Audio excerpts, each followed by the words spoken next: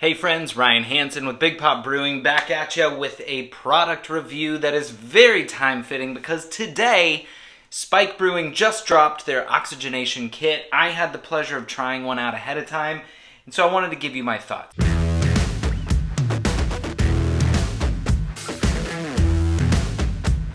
So first and foremost, as with anything Spike, it is very well engineered. Like, the thing is rock solid.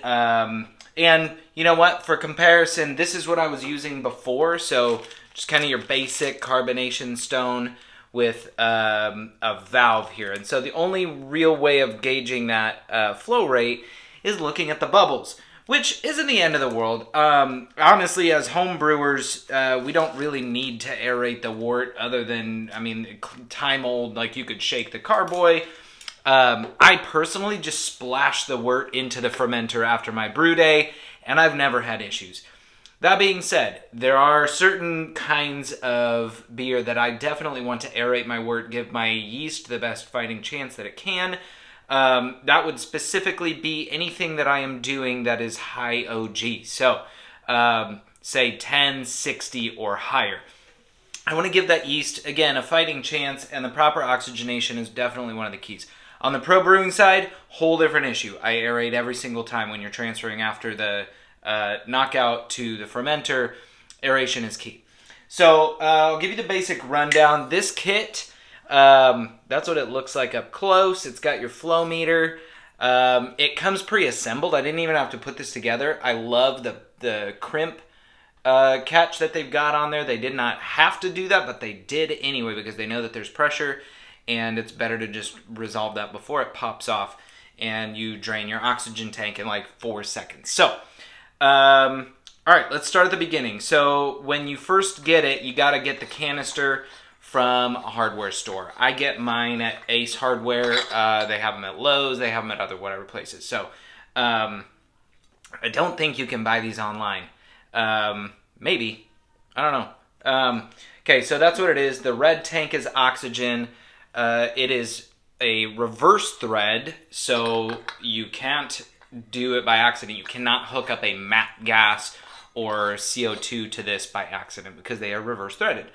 The gauge on there on the top is how you control the flow rate, so you can see the little numbers in there, right? So when I tried it the first time, they hadn't released the how-to video, so I was kind of just guessing. I was looking at the flow rate, the bubbles that I'm used to seeing. Apparently I was going way faster than I needed to. So they just dropped the video, it's on YouTube, 1/4. So put it to, let me roll that up. Once it's all hooked up, right? It's in so 1/4. Yeah, just like that. And I forget the exact liters per second that is releasing, but they did say that a good starting point for your wort is 30 seconds at 1/4 per gallon. So if you've got 5-gallon batch, 10-gallon batch, easy math. 30 seconds per gallon, and you are good to go. And then you turn it off, unhook it. There's literally nothing else to it. It did come, and this actually came with the PRV part, which is kind of a separate video. This is assuming you have the oxygen stone that comes with the PRV. You can buy them separately.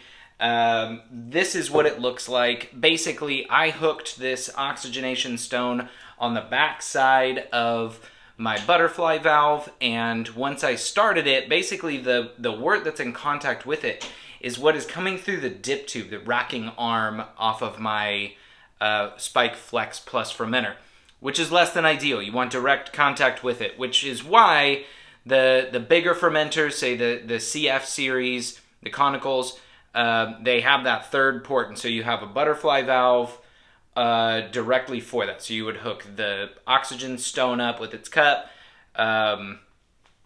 get this on the back end of that oxygen stone, and let her rip. I didn't have that, so I did my best. That being said, from the top of the fermenter, I saw plenty of flow rate, so I know that oxygen is coming in and then coming back up through that. If you are a home brewer and you are looking for an oxygenation kit, I highly recommend this. It's very much self-contained. The oxygenation stone is high quality, and it's inside that stainless steel coupler, so you're not going to be touching it with your grubby hands. All I did to sanitize it was let it soak in PBW for I think 30 minutes while I was doing the rest of my stuff. Rinsed it out with Star San, rinsed it with clean water, and then put it over to dry. A day later, once it was dry, I put the cap back on, and it's ready to go for next time. I just sanitize and let her rip. So that's it. This kit, again, super well made. I'm going to be back with the full PRV review next. So stay tuned, hit subscribe, and if you got any questions, drop them in the comments. See ya!